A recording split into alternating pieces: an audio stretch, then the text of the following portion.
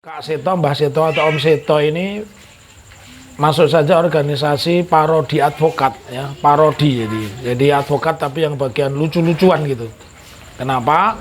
Karena dia mesti belajar dulu apa yang dimaksudkan pasal pembunuhan berencana. Bagaimana mungkin pembunuhan berencana sudah tidak ditahan kok malah minta diberikan tahanan rumah ya.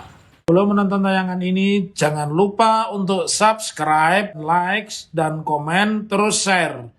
Jangan lupa aktifkan tombol lonceng untuk notifikasi video-video kami terbaru. Bismillahirrahmanirrahim.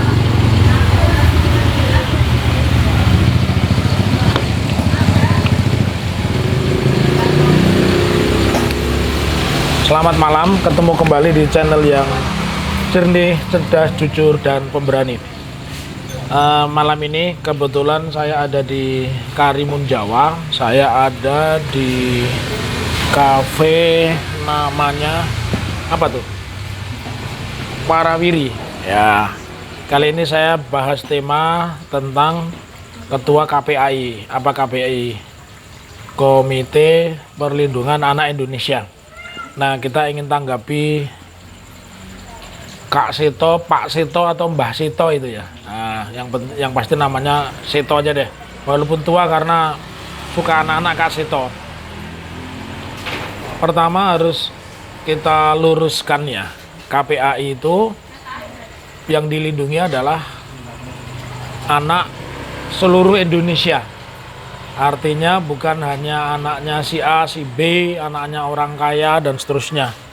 Tapi anaknya semua orang di Indonesia yang mungkin dirundung masalah itu kan bermacam, kemiskinan, masalah hukum, pelecehan seks atau yang lain yang pasti bermasalah. Nah, kita lihat belakangan ini Mbah Seto, Pak Seto atau Kak Seto atau Om Seto mungkin kalau lebih muda itu sibuk mengurusi anaknya Verdi Sambo. Yang menjadi pertanyaan, KPAI itu skupnya adalah nasional. Kalau memberikan atensi, memberikan pelindungan kepada anak itu banyak, itu anak-anak yang di lampu merah dikaryakan entah siapa masih ngemis, ngamen. Bahkan ada anak-anak di Jakarta itu jualan koran ya, ngamen di kendaraan umum dan terusnya. Malah di Bogor ada itu di ATM ya, tidur di depan ATM biar dikasihani. Nah, itu mestinya juga menjadi salah satu telaah atau konsentrasi dari Kak Seto, Om Seto atau Mbah Seto.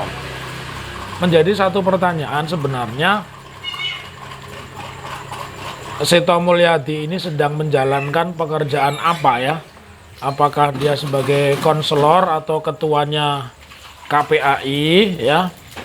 Atau dia sedang menjalankan pekerjaan sebagai advokat atau pengacara? Kenapa itu saya tanyakan? Karena Kak Seto ini sudah wilayahnya jauh banget. Dia sudah bilang meminta kepada Bareskrim supaya putri ya atau istrinya Sambo yang sudah ditetapkan tersangka itu untuk diberikan tahanan rumah. Kenapa dia tidak ngurusin itu ya, ibu-ibu yang masih menyusui hanya karena persoalan ITE ditahan dan di dalam kamar tahanan itu masih menetei. Kenapa dia tidak ngurusin itu ya?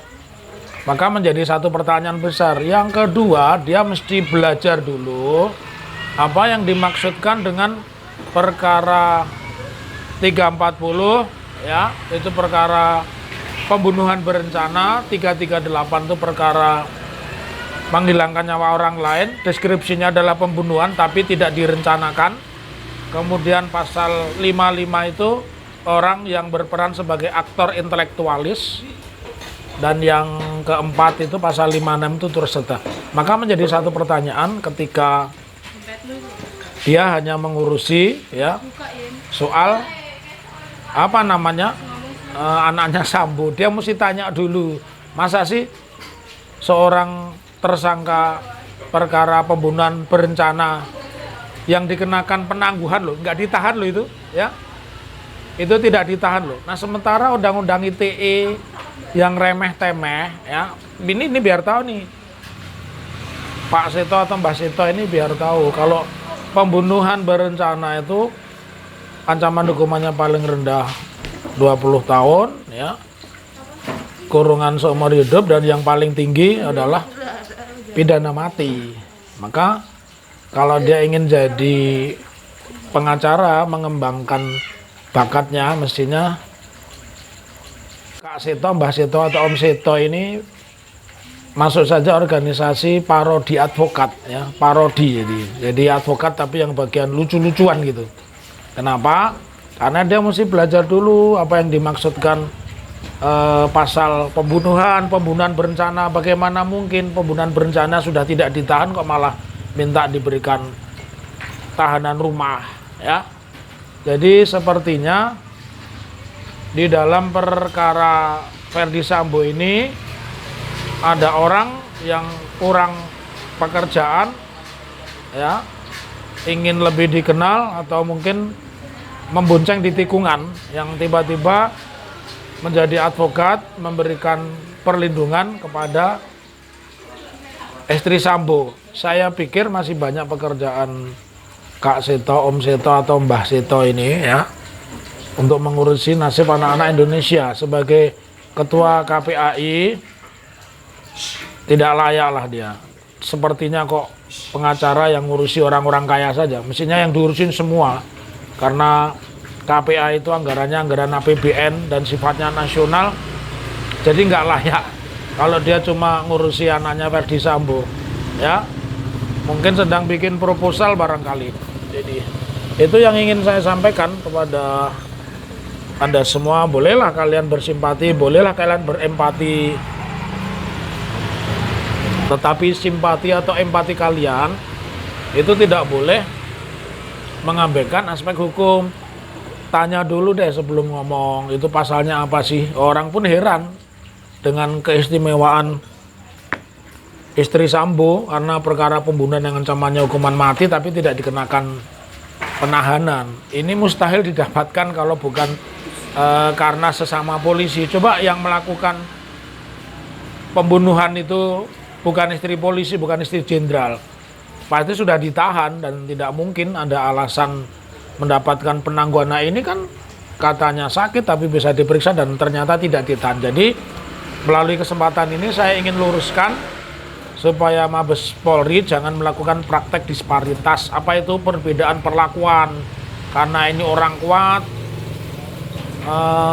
istri dari mantan kepala divisi Propam Mabes Polri ya, lantas diistimewakan dan tiba-tiba ada banyak orang yang ingin memperjuangkan hidupnya. Masih banyak orang-orang Indonesia yang hidupnya di bawah garis kemiskinan, lebih dari susah, ya amat susah maksudnya, yang terlantar tuh di mana-mana banyak. Jadi kenapa harus konsentrasinya kepada anaknya Verdi Sambo?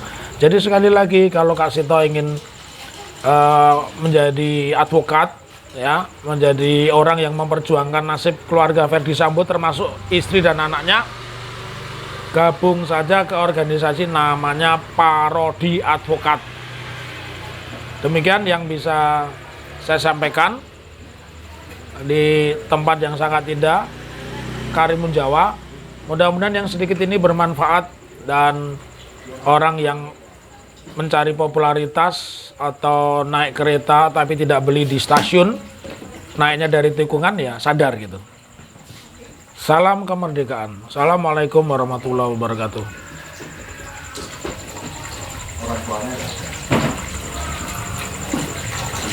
Jangan lupa untuk subscribe, like, dan komen, terus share. Jangan lupa aktifkan tombol lonceng untuk notifikasi video-video kami terbaru.